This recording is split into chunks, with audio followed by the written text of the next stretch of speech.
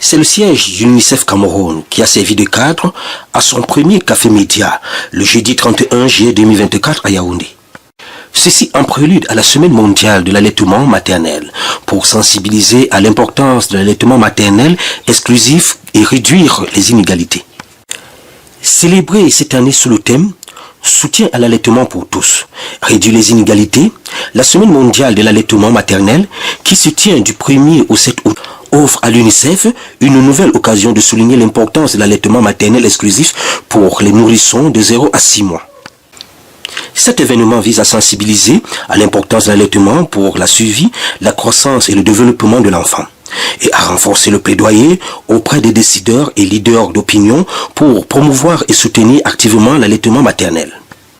L'OMS et l'UNICEF recommandent l'initiation précoce à l'allaitement maternel dans les heures suivant la naissance, l'allaitement maternel exclusif pendant les 6 premiers mois, la poursuite de l'allaitement maternel jusqu'à l'âge de 2 ans ou plus avec l'introduction d'aliments complémentaires solides adaptés sur le plan nutritionnel dès l'âge de 6 mois. L'allaitement maternel est important car c'est un moyen un peu coûteux de procurer la meilleure alimentation possible aux bébés. Cela protège les bébés contre les maladies courantes à court et à long terme. Cela réduit les risques de cancer et d'autres maladies chez la mère. Ne pas allaiter représente un coût énorme tant pour les familles que pour toutes les nations. L'allaitement maternel est également une décision intelligente pour le climat et un élément clé des objectifs de développement durable. Tout au long de ce café média, entre les professionnels des médias, les membres d'organisations, les activistes de l'allaitement maternel, les spécialistes de la nutrition de l'UNICEF et les parents, il a été souligné que l'allaitement maternel représente un défi majeur pour l'UNICEF. Néanmoins, le taux d'allaitement maternel au Cameroun a atteint 40% en 2018, contre 20% en 2011. L'objectif est d'atteindre 50% en 2025.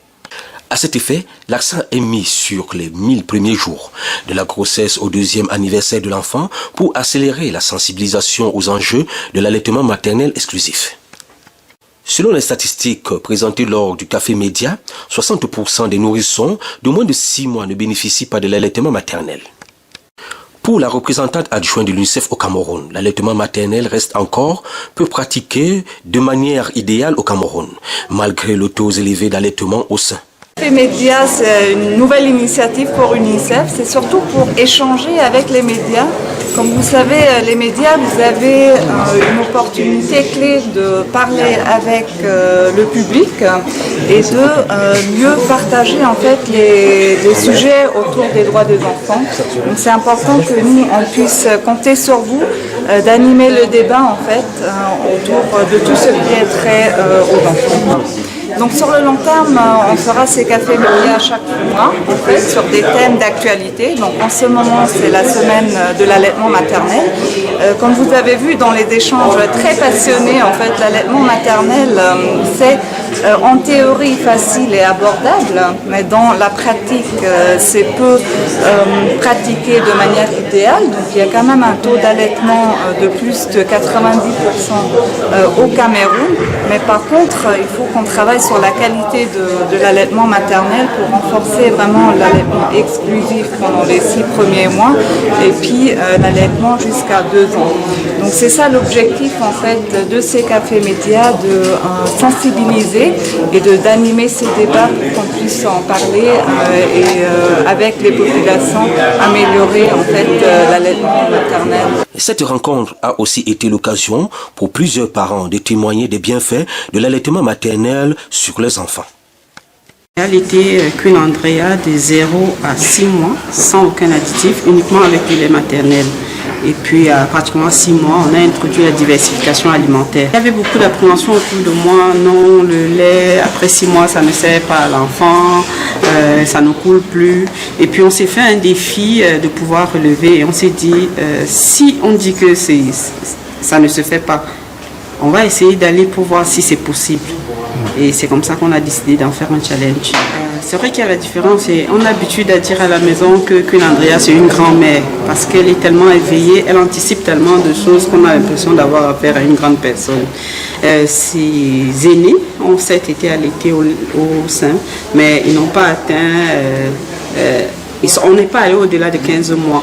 Donc c'est véritablement un challenge pour nous. Au départ, c'était dur parce qu'après, on a des responsabilités professionnelles, associatives. Et il fallait trouver le bon timing pour manager et pour que que ce soit Andrea, que ce soit les autres activités ne se sentent lésées. Et avec les recherches, on s'est rendu compte que c'était possible de conserver du lait.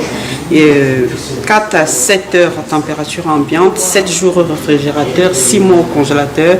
Ça nous a permis à chaque fois qu'on avait un espace d'étirer du lait et de le conserver pour que Queen Andrea ne manque jamais de son lait maternel. C'est très très possible. Vraiment, au départ c'est difficile parce qu'il faut se mettre en condition, il faut être bien nourri, il faut bien se nourrir, manger équilibré, manger diversifié et toujours être en état de satiété. Ne jamais se retrouver dans des situations où on a faim.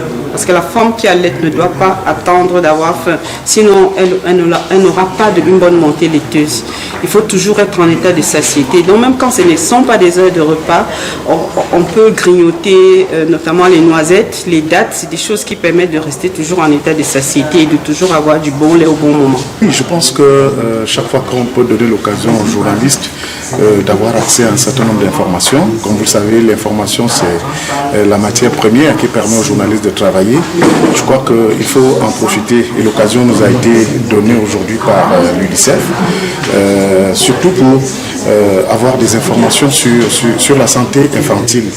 Et c'est vrai qu'un accent a été mis sur l'allaitement maternel, mais je crois que là on a eu l'occasion d'avoir des experts sur la question qui ont partagé avec nous un certain nombre d'informations qui vont nous permettre, nous journalistes, de faire des productions médiatiques. Alors nous connaissons les missions des journalistes, c'est-à-dire informer, éduquer. Et donc nous sommes en plein dans le rôle qui nous est confié, c'est-à-dire qu'il faut non seulement informer, mais il faut éduquer, il faut même sensibiliser les populations.